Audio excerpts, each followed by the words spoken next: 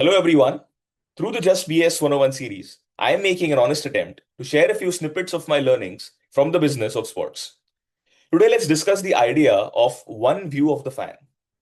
We've looked at first party fan data as a concept in a few previous videos.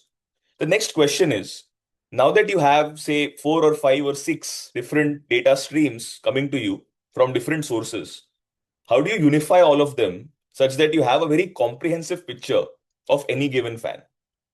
Let's start this by trying to answer the question, what are these different data streams? I believe there are eight different pillars of fan data for us to collate and analyze. Let's dive into them. Starting with the first pillar, identity. These are your bare basics, your name, your email ID, your phone number, etc. Then we move on to demographic data. This could mean your age, which can be derived from the date of birth, your current location, your city or country, or your gender identity as another example of this. Then we move on to transactional data. This captures the history of all different transactions that you have conducted with this particular brand in the form of, say, purchasing tickets, merchandise, memberships.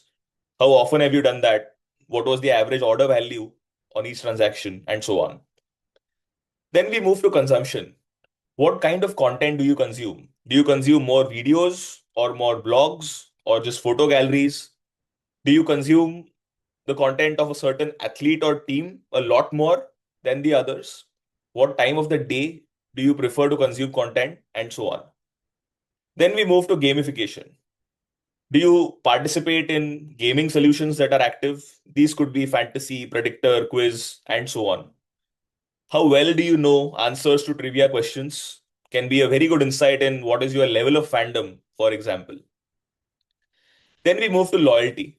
If there is a fan loyalty program that's active and you're registered on it, what tier of the program are you on? How many points have you collected so far? How many points have you actually used to redeem benefits in your entire timeline? And so on. Next, we get to campaigns. Now, let's say the brand has sent you omni-channel campaigns across WhatsApp, push notification, email, etc. How was your response rate on each of those? What channel do you prefer the most? Or let's say, what is your average response rate to these campaigns? And finally, reachability. There could be an opt-in or opt-out status across many of these different channels. Let's say you have opted in to receiving push notifications, but completely opted out of WhatsApp. So all of these preferences for marketing communication can be captured in reachability. If you now look at this screen in one view, you have eight different pillars of data that can be used in combination with each other to drive a lot of personalization of your experience. And this essentially is what we call one view of the fan. Let's now get to a couple of examples of how do we leverage this in actually personalizing your experience. In the first example, I'll look at how fan cohorting can happen when three of these eight pillars actually come together. First pillar, demographic. Let's say we have a fan who lives in Agra and hence might be comfortable with Hindi.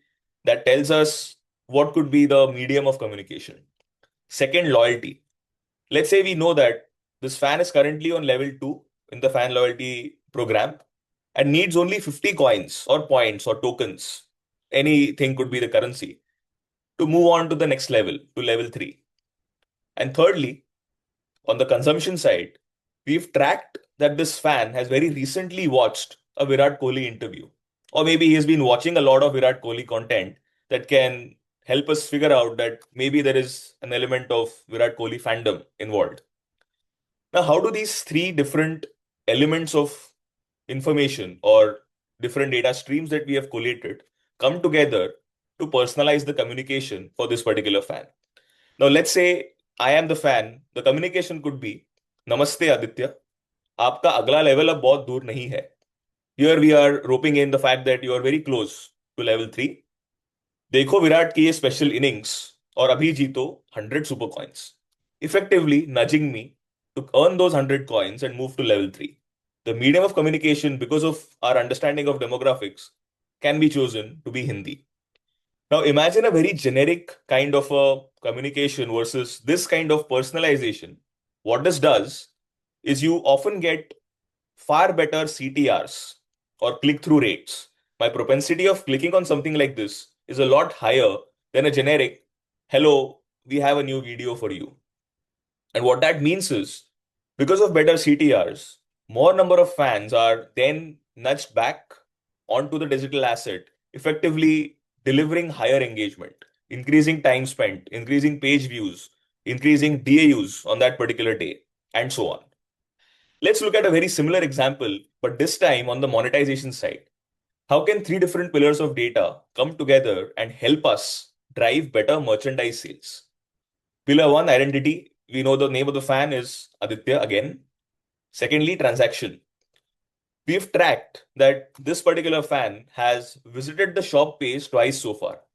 So while no transaction has actually happened, there is a certain likelihood of this fan making a purchase because we know for a fact that there is certain intent due to which the shop page was visited twice. And finally, gamification.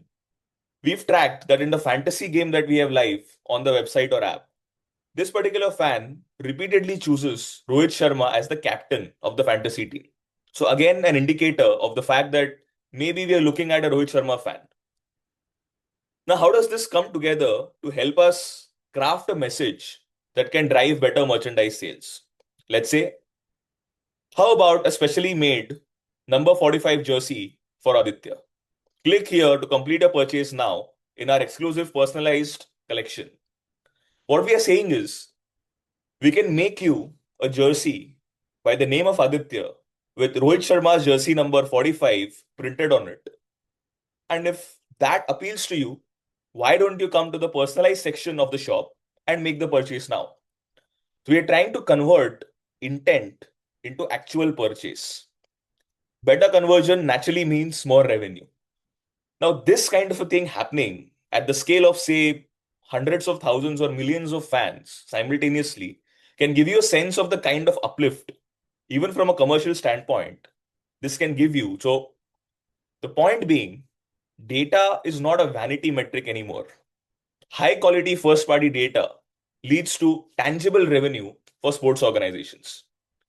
Hope you found this useful. Stay tuned for more.